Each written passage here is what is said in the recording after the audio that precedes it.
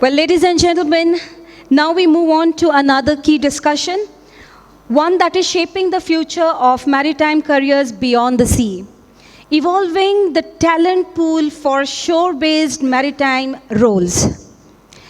Explores the growing opportunities for maritime professionals ashore, the skills required for this transition, and how the industry can effectively bridge the gaps between ship and shore. With seafaring roles evolving and shore-based positions expanding, the session will address how companies can attract, train, and retain the right talent to meet industry demands. Moderating this session is Captain Arun Mehta, Managing Director of OSM Thome, a leader in ship management with a strong focus on safety, training, and operational excellence. Well, joining him on this insightful panel are Mrs. K Joshi, former CMD of SCI and chairperson of the Sagar Mein Samman Task Force, a renowned finance and maritime expert who has driven major corporate transformations in the shipping sector. Next, Captain Karan Kochhar, representing Maersk, bringing his expertise in crew and fleet operations to the conversation. Well, our next dignitary to join us on stage is Captain Vipan Talwar from Riya Marine, a highly respected leader in ship management and maritime training. Captain Talwar had been awarded the Lifetime Achievement Award at this venue last year, FSM. Ladies and gentlemen, Captain Anshul Rajvanshi cannot make it today for the conference due to his prior urgent business commitments, so we are going to miss him. But without further ado, I hand over the mic to Captain and our moderator, Arun Mehta.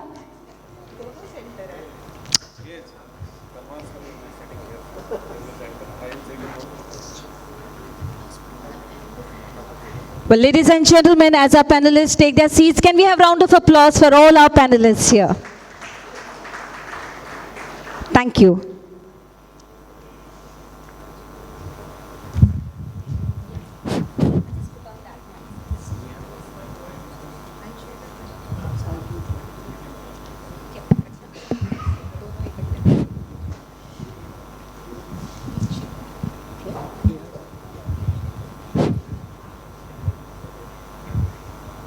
So, a very good afternoon to everyone here who has chosen to be here with us post the fantastic lunch we had. And thank you, Shaukat, for bringing in a sort of a icebreaker to make sure everybody is awake, because we are going to try and make sure that everybody goes to sleep, because they already transitioned ashore, you know. So, but thank you. I think I personally feel it's a very relevant topic because of a few things which have been raised up in the industry, and one of the points which have been raised many a times at different fora has been about the trust deficit between the ship and the shore. This despite the fact that a lot of people sitting ashore have transitioned from sea life. And I have the honor over here to have a panel which is a very interesting one. 3 people who have transitioned ashore from, or transitioned into the maritime field ashore from a seagoing background. And of course, who can forget ma'am, who has helmed SCI and transitioned from a different field into maritime. So I think it's a good mix, and thank you for being part of the panel. And I think what we'll try and do is, this is not going to be a panel discussion, this is going to be a roundtable discussion. The only thing which is missing over here, Shaukat, is 4 cups of coffee, probably, you know. So, coffee with Karan. So Karan. This is coffee with Arun today. So it's So I think we'll start off and keep this as a free flow discussion, and we'll try and open up the house for a few questions if there are any. And I think that my first sort of question, I think, is to Captain Talwar, considering the amount of time he has been ashore and is from the background of being at sea for a very long time. And I think he has done transition into many roles ashore, and now in his current avatar completely into a fresh sort of a vertical which is ancillary to maritime. So, sir, first of all, we're talking about evolving a talent pool for the ashore, for the maritime industry. The shipping industry has actually, there has been a lot of people who have been stepping ashore, getting into shore-based roles, or transitioning into the maritime industry. And this has been going on for a very, very long time. This is not something new. So is this topic, do you think, is this even relevant to discuss that we need to evolve a talent pool? Because there is already something which is happening. Thank you, Arun. Yes and no in both ways. Talent has been there since beginning. Since the time shipping started, people are running the offices, people are working on ships. There are some compulsions which, compulsions are the liking, I would say. It's aptitude and attitude towards your job which brings you to shore life. There are reasons for that, family reasons or some other reasons that you want to come ashore.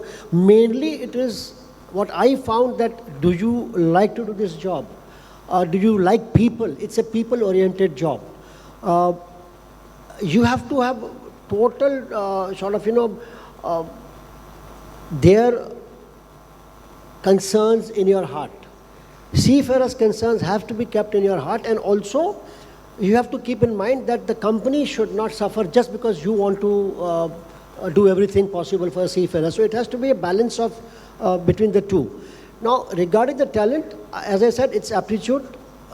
You can't install in somebody anything.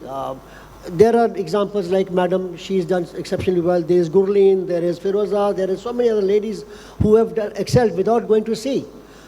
But again, saying that what happens is sometimes the people from ship, now when they come to office, they want to talk to a seafarer because they feel more comfortable.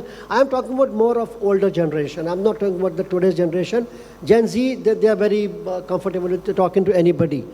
So I have been asked this question many a times, that when you are not in the office, whom do we talk to?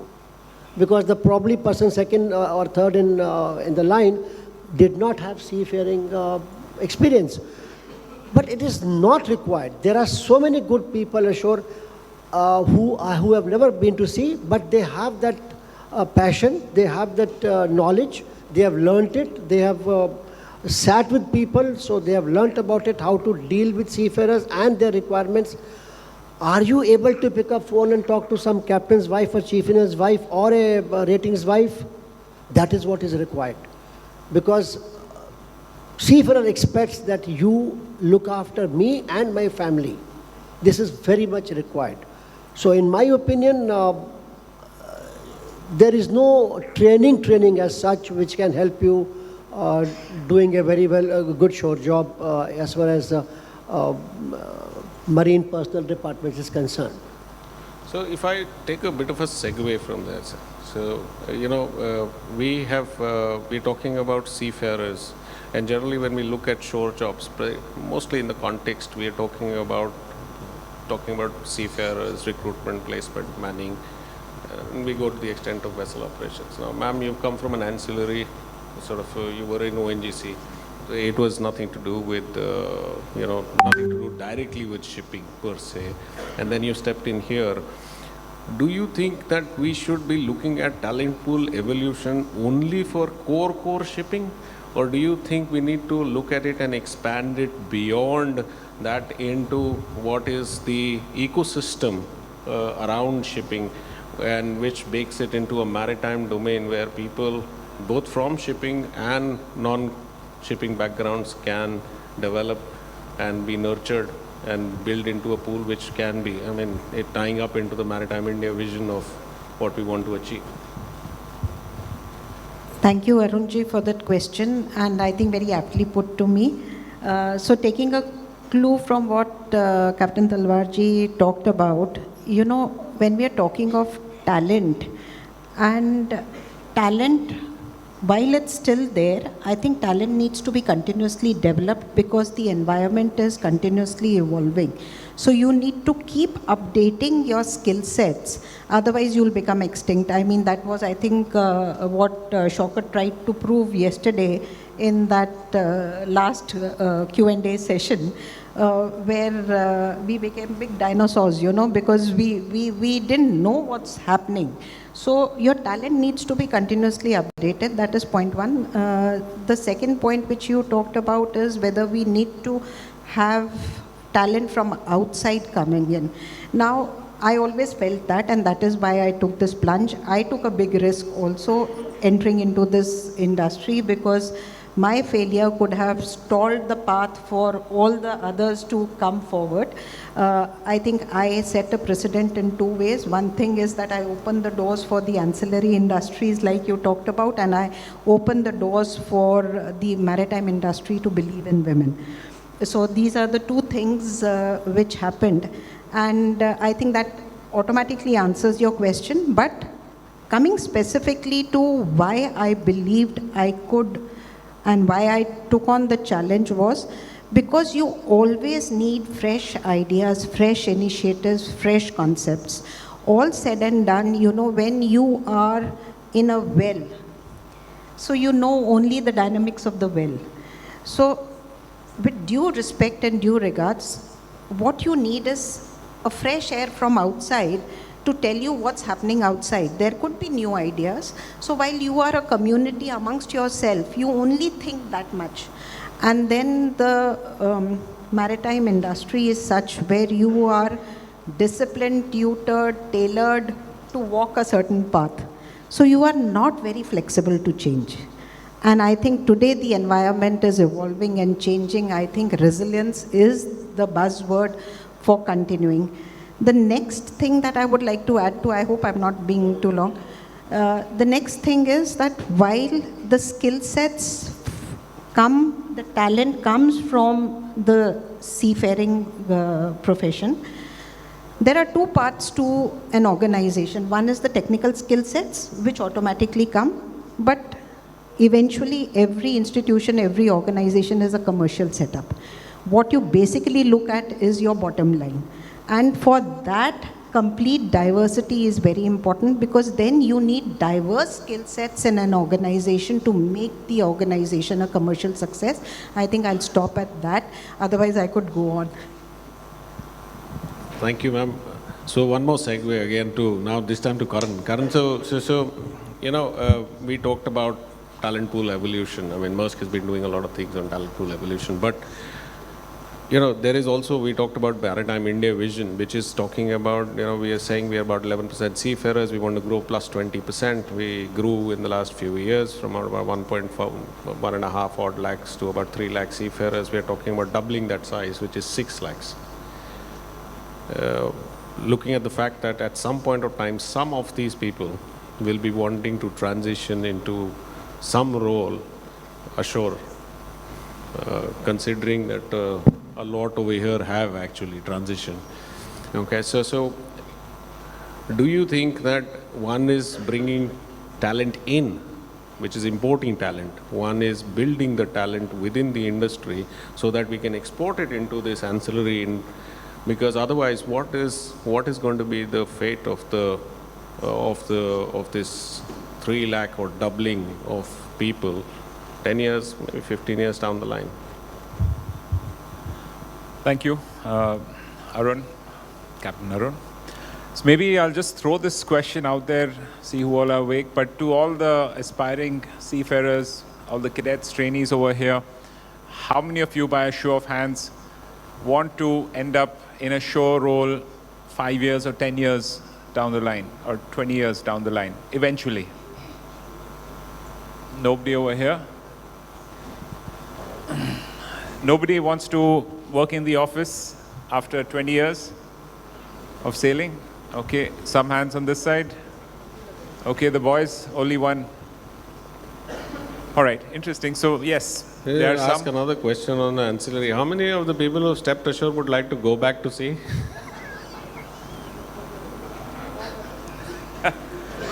All right. So there are two parts to this question. Definitely, there'll always be people who want to step ashore.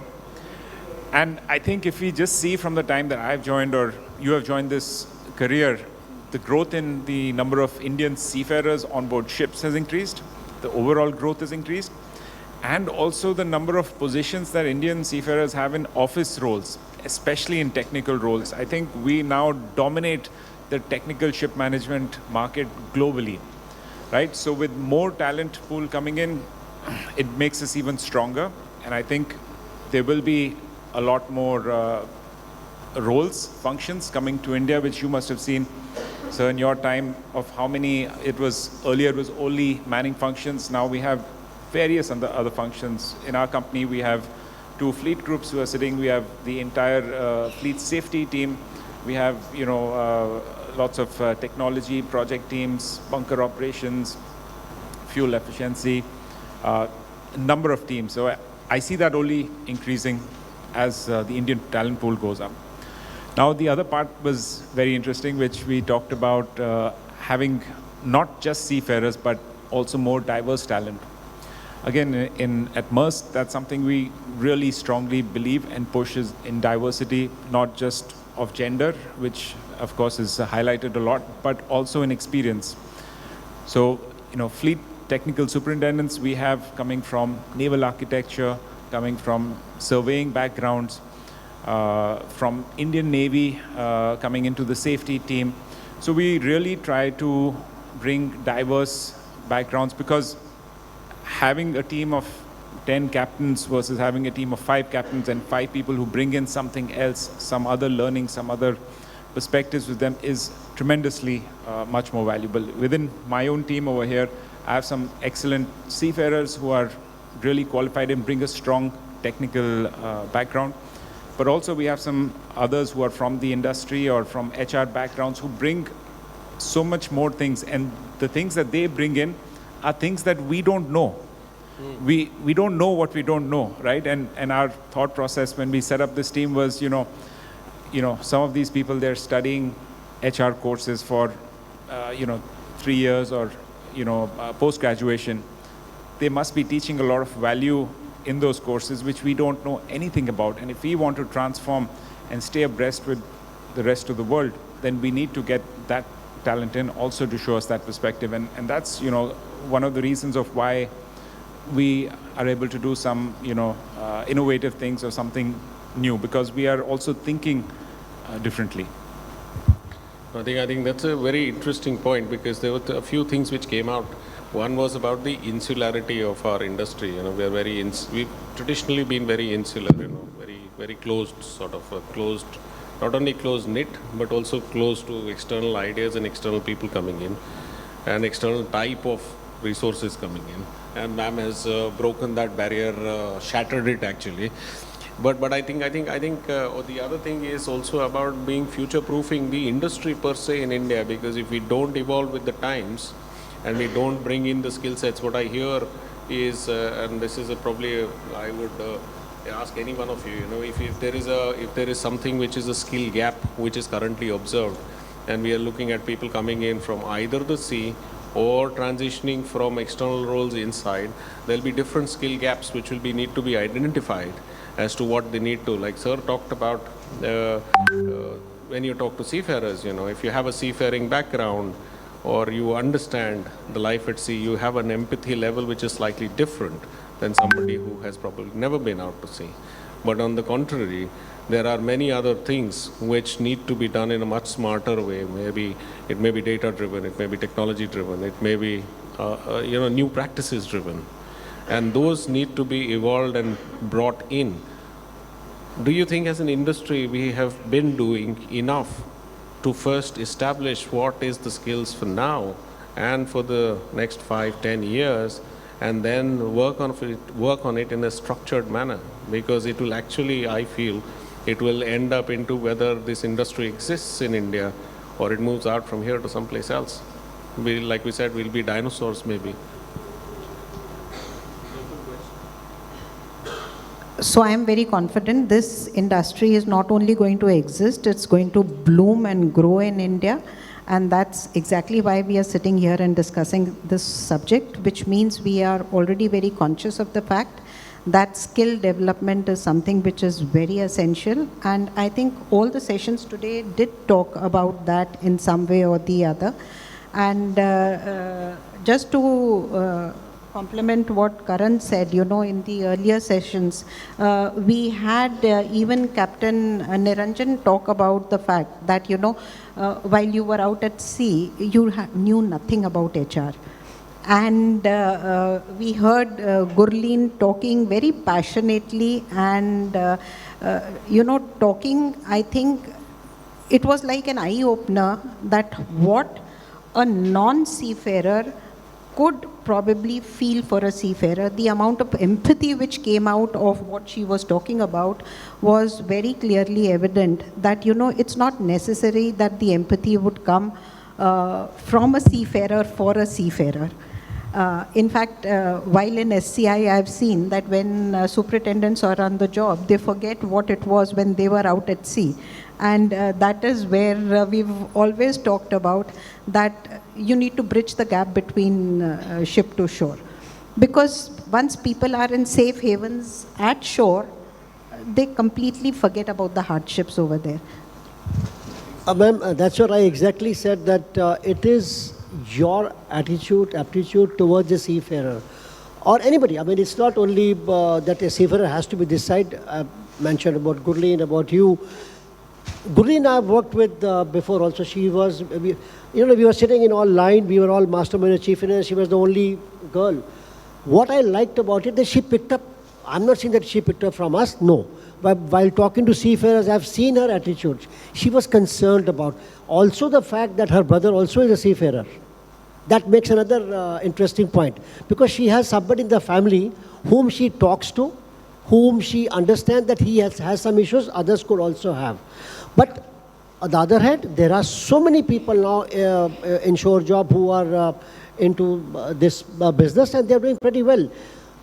They have to learn, rather it's not a question of learn, they have to have from within their heart that yes, let's not forget their families or their future or whatever they want. We have to be concerned about their requirements. If we can balance this, we should have more and more people coming from non-seafaring places. Thank you. May I add? Yes, please.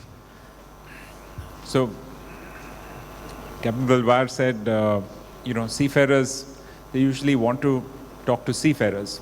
But I think what you mean is seafarers, they want to be heard, right? And it doesn't matter if the person sitting on the other side is a seafarer or is has seafarers in the families. Obviously that helps because your starting point is you have an understanding of what the industry is. But I think anybody who has that training, who can show empathy towards the sea person, towards the seafarer, will be appreciated, and that's what we try to do, and that's why we are training our colleagues in such a way to address exactly that. So I'd like to pivot this now to a bit. There was, and I've heard this bit, Naresh mentioned it, he said, I took a risk. Shaukat mentioned it, I took a risk. And many people who even today, even from a seafaring background, who want to step into, you see, because most of the time I have seen is people who are stepping into the non-mariners who are stepping into a marine HR or an equivalent sort of or something similar where it's dealing with seafarers or that. But people who are stepping ashore, the first question when they say they want to, they desire to, but they are not sure about what to do, what exactly would they want to do. And I think we empowering or are we creating a structured approach in which people who are at sea or those ashore who can figure out that what would they want to go into and how would they want to go into, and is there something where over a period of time, this can be translated into some sort of a framework which people can then follow right through their career in a planned manner, or somewhat planned manner. So I'd like to respond to that and say, we've talked about it, Captain Talwarji has also mentioned that aptitude as well as your attitude is very important. So while I think seafaring is a very different ball game when you come to organization, there are different type of skill sets that are required. And I would say that it would be desirable if we could have a bridge course or something like that, which could sensitize them to the different aspects and the requirements of those jobs for them to see. And then if there could be an aptitude assessment to be sure that, you know, they love and have the passion for the job that they are doing.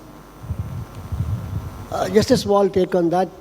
My suggestion would be, and which we were following in a couple of companies I was with, during their leave period, we used to invite seafarers that do come and sit in the office for 2 hours in a day or 3 hours in a day and see how it works, because when they come, then they also know what happens on the other side of the table. So I think that helped them a lot, and many of them have kind of, you know, taken up shore jobs, and they are very happy that, you know, they were already prepared for that how to discuss, how to behave with people. There are agitated people who come into the, you know, something has happened in their family or whatever it is. So you have to be very calm and quiet. You cannot be master chief sitting on this side. Most important is to be a human being for them. And I think the half the battle is won if you can understand what they are saying. And for me, looking after their needs, their requirements is of prime importance. So, thank you. From my perspective, there are two sides to this. One is, what can the organization do and what can the individual do? From the individual side, maybe, you know, I'll tell you about myself. How did I get a shore job? You know, I would say, or I used to say that I got lucky. I was sailing on board. I got a call from the office. Karan, we are starting this new department here. We have this position available. Do you want to join? I said yes. I was really lucky, right? But then, if you think about it deeply, was I really lucky? I mean, obviously, I worked hard. I was good at my job, right? That's why I was identified. So working hard and being good at what you do is a baseline requirement for success anywhere in anything in life. So we are not even going to say that, oh, you should work hard. That's a no-brainer, right? Second thing is, why did I get a call? It is because the person who was starting that department, he had visited me on a ship, and so he knew about me, right? So it was my network, right? He had met me, not that I had done something great while he was there, but we had that interaction, and I built that network. And then thirdly, I had reached out to him a few months ago for just asking him about another shore position. So I'd expressed my interest in a shore position. So he knew, okay, this guy, he's got good performance. You know, I've interacted with him. You know, there's a good connection there. And thirdly, he's interested in transitioning ashore.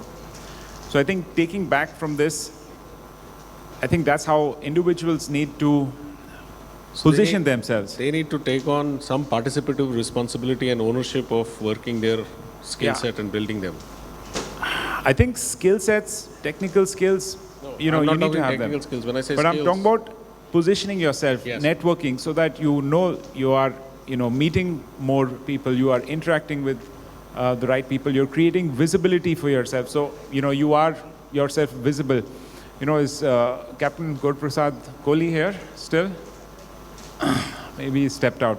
But Captain Kohli, he was, when I just started off for training for this academy, he was one of the mentors I'd reached out to, and, you know, he gave me some advice. And, you know, in those days, getting your assignment was not easy. There was oversupply, and, you know, people were waiting for long periods. So he suggested, why don't you go visit the office? And I said, why? He says, because, then they'll see your face. You go there, you offer to help out, and once they see your face every day, and that's what happened. I went to the office, and after 2 weeks, I got my first assignment. So being visible really matters. And these are the things that, as seafarers, a lot of us, we feel, if I work hard and do the right thing, I will get what I deserve. Doesn't happen, doesn't work like that. You need to ask, you need to make your intention clear about what you want. Working hard is required, that is a baseline. That's the basic baseline you need to. Yeah. But then next stages are creating that network and creating visibility. I think that's what a lot of us are not naturally good at. So social skills of which networking actually is a very, very important part. Plus the ability to connect with people. These are not natural skills which come, like ma'am said, you come from a very structured industry where it is very difficult for you to literally think out of the box, And I share a small anecdote. There's a friend of mine, a very good friend of mine who was at a very young age, he became one of the senior vice presidents for GE Capital. This was quite some few years back. And of course, they had put all of these people into leadership courses and leadership development programs. And one of the things they were told was, you know what, you guys need to think out of the box. So one day I was asking, how's your program going? And he said, one thing I have asked as a question, I have not got an answer, All these years they said, do follow this structured approach, follow this structured approach. They put me in the box. Now they're asking me to think outside the box, becoming absolutely difficult to do it, It requires a completely different thought process and skill set probably. And it requires conscious effort also. Absolutely. Because a lot of feel that, it comes naturally, or they think, I'm an introvert, so, I'm naturally not. But it requires effort to actually make a conscious effort and, network with people, keep in touch, make yourself visible. So I think all that is stuff that we don't really learn anywhere. And as seafarers, natively, we are very bad because we are in the box trained. And way away from the day-to-day part of it. But on this note, I think we can continue on this discussion. But let's open this up to the audience, please. If there is any context or any question you would like to ask. One-liner, just a liner.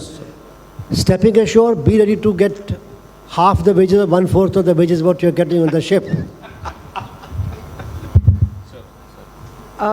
Related yet an unrelated point, which in fact I can throw out to the audience, if somebody can answer from the audience. While we are trying to, and equal at sea, I'll take that. So equal at sea, as I see, is equal in terms of your capability, your reputation, your dignity, but also equal in numbers. Now, if that were to be the case, and we are looking for a talent pool, so going forward in future, we're going to have an equal number who will be wanting to transition to shore. I think we started from that perspective. But does the industry have that much of capacity to absorb? Because while we are attracting women, if we are not able to ensure a career succession for them once they come on shore, so that's actually a clue that this industry needs to grow substantially so that you can absorb that much. So while we are talking of seafarers today, we are talking of being a seafaring nation, but what about it once they want to transition ashore? So I think it's equal for the men also, and whatever we are doing for the men to come ashore is the same thing. We are not going to make special access for women. But I think good point you've raised, because we will always have shortage of opportunities ashore compared to the interest of seafarers wanting to come ashore for various reasons, and that is men and women both. Which is why it is important, like we can have programs, we do have programs, we have a sea to shore program where we give a fixed term assignment to some officers, but the number of positions that we have is limited. And we are always working, and we're fortunate to be in a integrated logistics company with 100,000 global employees. So our pitch, from the technical side to the organization is, we want our seafarers to be not just good for roles in ship management, but we want the entire 100,000 positions to be available to them, and we want to get them ready and prepared for that. But coming back to, we are still not going to have, a capacity to absorb whoever wants to come ashore. And that's why it is very essential for individuals to take that upon themselves, and what I talked about, networking, visibility, and standing out.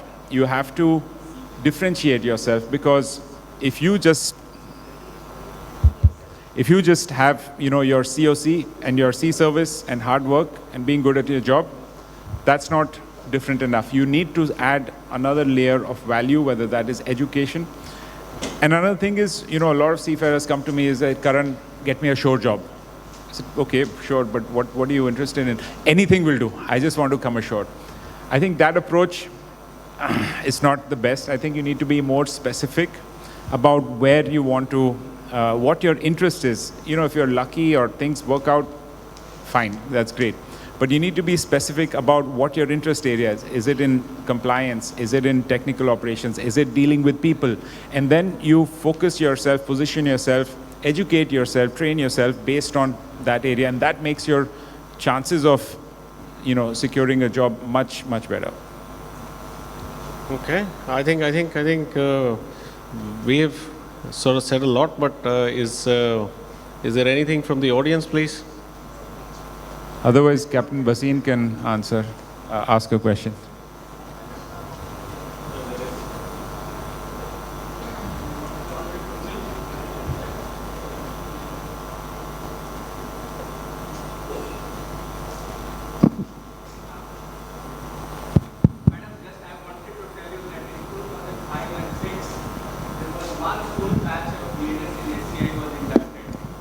Those 40 candidates are still, they changed their career somewhere else. So it will be depending upon the attitude and the aptitude on which they are there. We started in 2005. We are talking of gender diversity in 2024.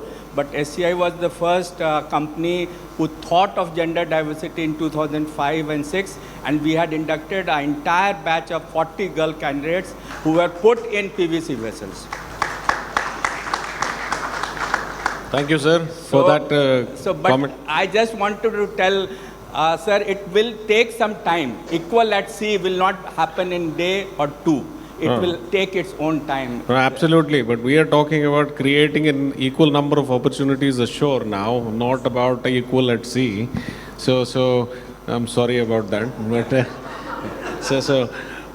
and of course it is, we're celebrating the International Women's Day, and it's a fantastic point to bring out on that note. But thank you, sir. I think, is there anybody else who has any questions? That is why I mentioned, sir, because today is a Women's Maritime Day, and I think that deserves a big round of applause from all of us. Sir, Basin sir, I heard you wanted to ask a question. How?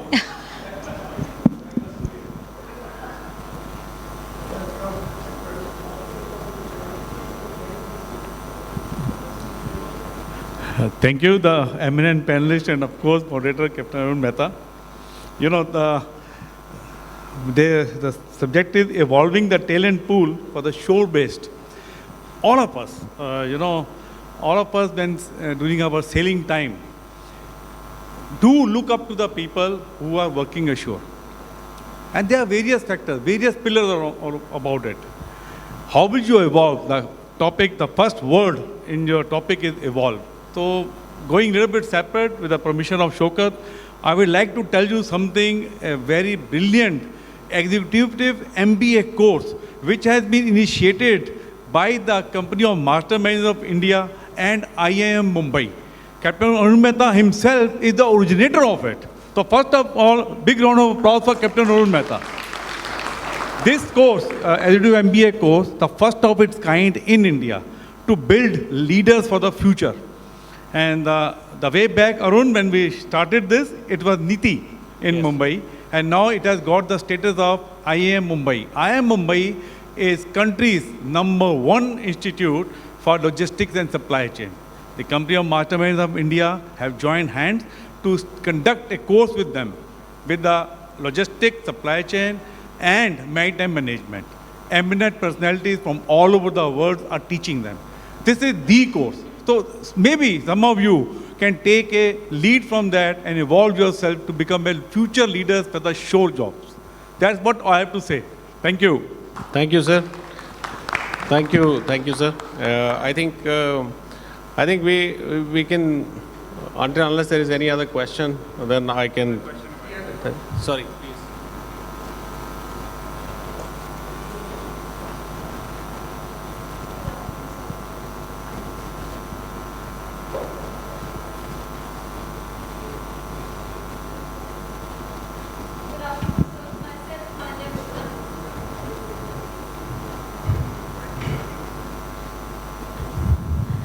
Good afternoon, sir. Myself, Manya Gupta from Ganpat University, and I'm Scorpio sponsored cadet.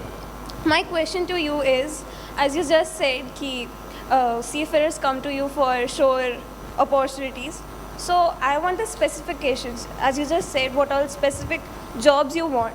I want the specific job opportunities which are available. So can you just brief it? Like what can we do for company on shore, like trainee and. Can I answer? You want me to answer that? Okay. Okay. All right. I mean, you're looking at what kind of roles can you transition into the specific types of job opportunities ashore, correct? Yes. Do we understand your question as a panel? Yes. Okay. So first, there are technical roles which is easiest to transition. So depending on whether you're deck, engine, or electrical stream, then technical superintendent positions. They're like what we call fleet technology, but those are teams that are working on technical projects. Let's say installation of ballast water systems, or some new design technologies, fuel efficiency managers, voyage managers. They're looking at that's more for the deck side, looking at the route of the vessel, making sure that the fuel consumption is as per standards. Then there's fleet safety, which is the nautical side of it, looking after navigation, looking after marine operation. I mean, this is just in the technical space. Then there is the commercial side also, which is more to do with routing. I mean, giving like post-fixture operations, advising the vessel where to go, where to pick up bunkers from. And in an organization like Maersk, we have the entire logistics supply chain also. We have, then terminals positions also where seafarers are good resources to have. Then, moving out further into the warehouses. So it's a long list of opportunities. So that's one of the most important, Absolutely. One of the skill development should be the people who have to be brought into learning and development, whether they are capable of delivering learning and development, But I think there is can I just add to that, if you're okay, Karan? There is a plethora of, it'll be very difficult for us as a panel to sum up in this panel as to the number of specific job opportunities which are there, which are going to be there, because it's going to be today's jobs and 10 years down the line jobs. And there is going to be a transition in those jobs, or the job, or the kind of work which will be required of a human being, But at the same time, I think as a panel, what we have been able to bring about is, one, there is a skill gap which needs addressing. There is different skill set requirements for people coming in from sea into a role, when people from ancillary industries come in. And I think if we want to ensure that we provide enough jobs to, whether it is women or whether it is men or whether it is the current workforce like the young cadets we are now bringing into the sea career, at some point in time if they want to transition out, then we'll have to break this insular boundary of looking at just core shipping, which is technical, marine, crewing, The worst extension is going into, we used to be going into maritime law, or somebody going into commercial was like, oh, he's gone out of shipping. I think we need to break that and look at maritime, and that was the term. And I think, thank you, sir, for talking about the program. I just happened to interact day before yesterday night, before I came here, with the first cohort, which is there. And they are starting to realize the importance or the value of the program which is there, because they can now see, answering your question, they can now see the amount of opportunities which they can explore by virtue of now the new skills which they have acquired, or the new, and there's a change in the attitude along with that, because everybody thought we are master mariners and chief engineers, and it's a very heavy mariner, heavy batch, and they thought that, we know it all. And then you suddenly come into the reality of the world and you say, we know it all only within that well and not outside. So I think there is value in us looking at this in a more structured manner. Companies are doing their bits, but also as an industry, I think there is value in looking at that how we should evolve and map out what would be the skill requirements so that this industry can be the supplier of skilled manpower to the entire maritime world per se. Thank you. And I thank my panelists. Thank you, Karan. Thank you, ma'am. Thank you, sir. And thank you, Shaukat, for taking on this topic and giving us a stage to talk about this. And thank you for not sleeping through this, though I promised you I'll make you fall asleep. Thank you very much. Thanks a lot. Thank you to our panelists. I request our panelists to please wait, and I hand over to Captain Shaukat. Okay, so this panel was supposed to be a little bit different, and it was, because we are discussing about right? So I'm going to do a bit of felicitations as well. So we're going to call the cadets to felicitate. So the entry here, drawings of the industry, numbers and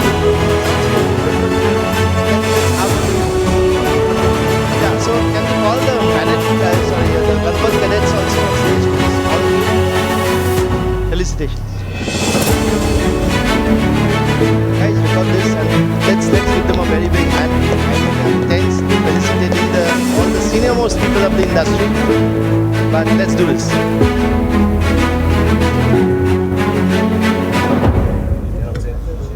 Shishika hai na?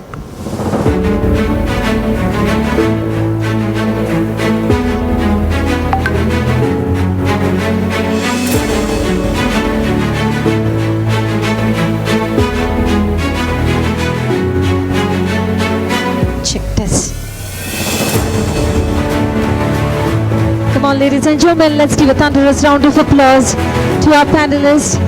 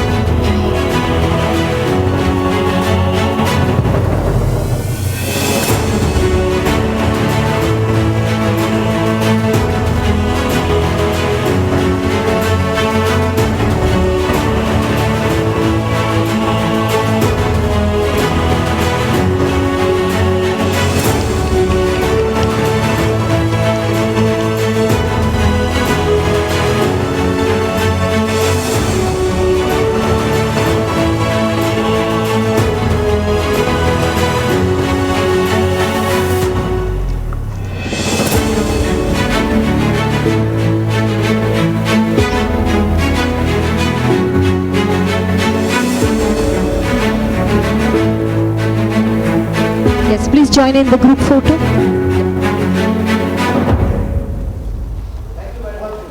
Yes, thank you so much, everybody.